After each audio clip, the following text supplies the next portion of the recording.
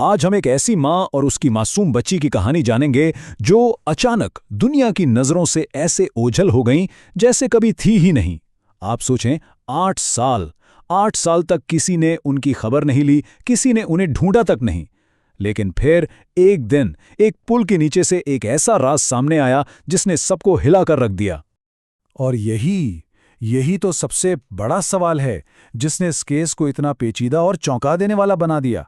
भला ऐसा कैसे हो सकता है कि एक माँ और उसकी छोटी सी बच्ची 8 साल तक गायब रहें और कोई उन्हें तलाश ही ना करे? कोई खानदान अपनी बेटी और नवासी को इतने लंबे अरसे तक कैसे भूल सकता है? चलें, इस कहानी की गहराई में उतरते हैं और इस राज से पर्दा उठाते हैं।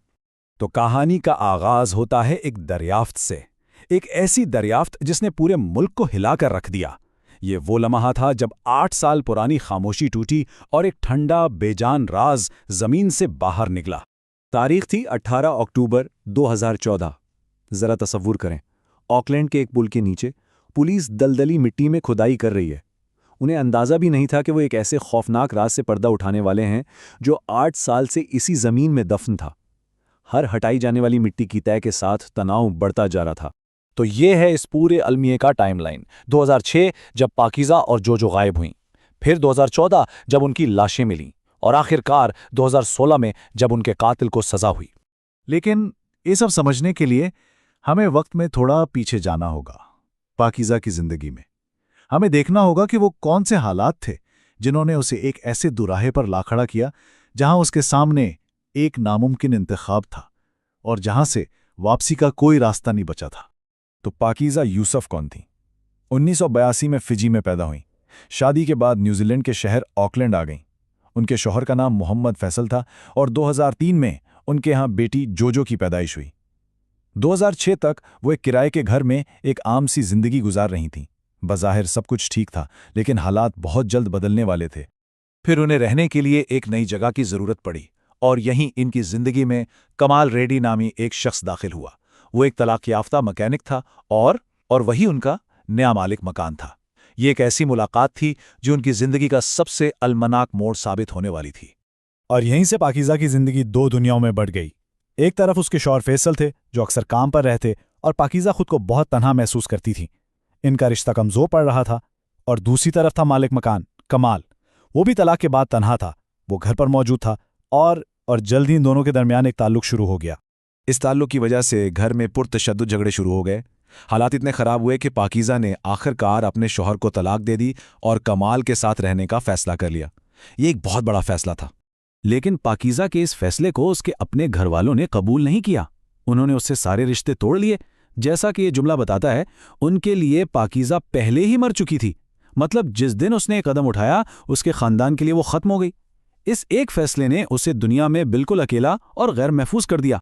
तो अब कहानी का रुख इस जिंदगी की तारीख हकीकत की तरफ मुड़ता है जो पाकीज़ा ने कमाल के साथ चुनी थी। और यहीं से शुरू होती है धोखाधड़ी और तशद्दुद की एक ऐसी कहानी, एक ऐसा झूठ जो पूरे 8 साल तक चलता रहा। बंद दरवाजों के पीछे जिस शख्स के लिए पाकीज़ा ने सब कुछ छोड़ा था, उसका असल चेहरा सामने आने लगा। कमाल बहुत ज्यादा पुरतशद्दुद हो गया, खास तौर पर जब वो शराब पीता। और पाकीज़ा के पास अब जाने के लिए कोई जगह नहीं थी, कोई खानदान नहीं था जो उसकी मदद करता। वो बुरी तरह फंस चुकी थी।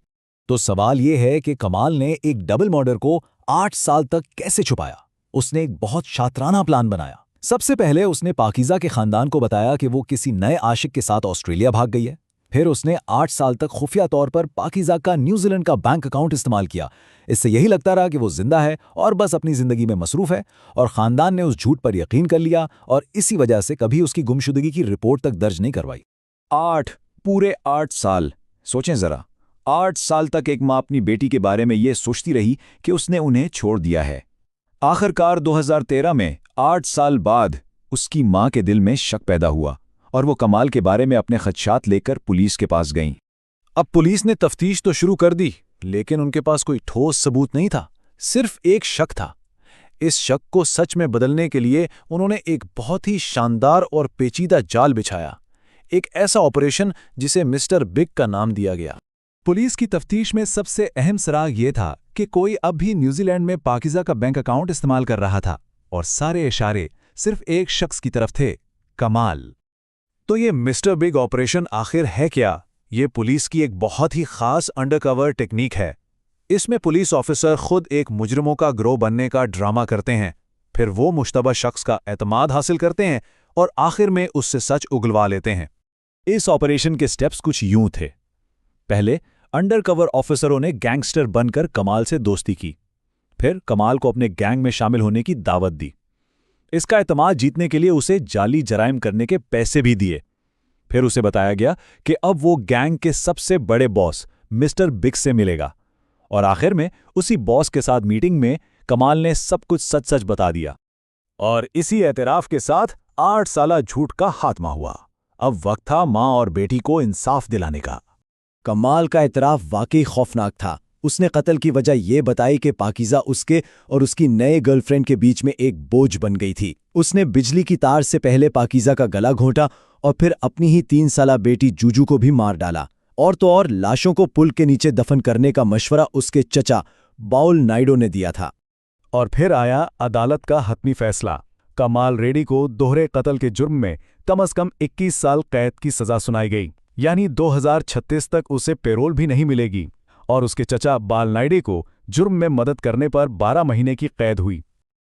तो ये कहानी यहाँ ख़त्म होती है, लेकिन अपने पीछे एक बहुत बड़ा सवाल छोड़ जाती है। क्या पाकीज़ा की किस्मत सिर्फ एक शख्स पर अंधे एतमाद का नतीजा थी, या ये उसके ख़ानदान की भी एक अलमनाक नाकामी थी जिसने उसे सबसे मुश्किल वक्त में बिल्कुल तन्हा छोड़ दिया?